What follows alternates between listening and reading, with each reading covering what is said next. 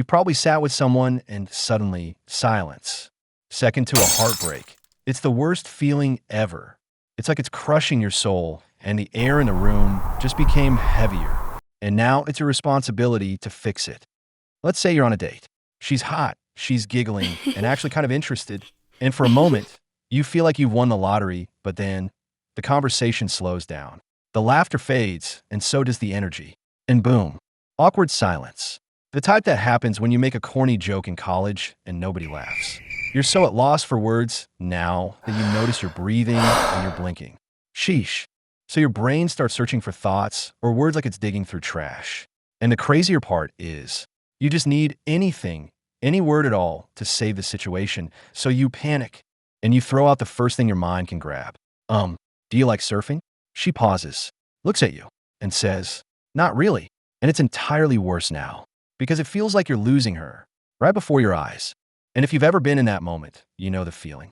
Your heart sinks and your mind starts racing. But guess what the worst part is? You don't listen anymore. You stop being present. You start performing and you don't even realize it. You're no longer having a conversation. What the hell? You're fighting for your life. Let me break it down. Awkward silence doesn't entirely happen because you have nothing to say. It's more like your attention shifts. At first, you're focused on the other person. You're relaxed. You're flowing. But then the silence hits and your brain turns the spotlight on. Now you're thinking, do I look bad? Should I have said that? Am I being extra? And the more you think, the worse you become. Because confidence dies the moment you become self-conscious.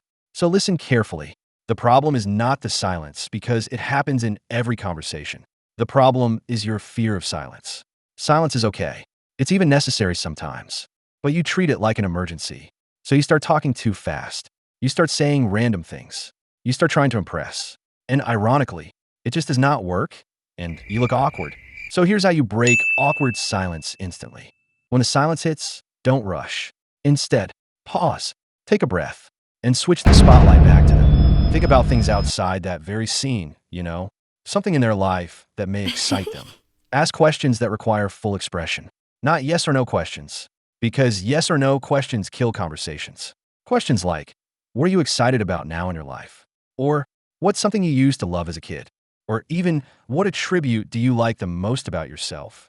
You see, once someone starts telling a story, they start feeling comfortable. And once they feel comfortable, the silence dies naturally. And here's a cheat code. Think about things within that very scene and comment on them. Like, this place is a weird vibe, but I like it. Or, that background song is nice. Are you into old music? You may even look them in the eye, and you may find something to connect to, or something to compliment, and they may even bring up a question. The environment is always giving you free conversation. Most times you ignore it. So next time you're sitting across from someone and the silence hits, don't panic. Because silence isn't rejection, but your panic makes it look like rejection. Stay calm. Ask expressive questions. Let them talk, and you'll realize something. The smoothest people in a room aren't the ones who talk the most. They're the ones who stay calm when everything seems to be going wrong. Subscribe for more videos like this if you enjoyed it. Thank you.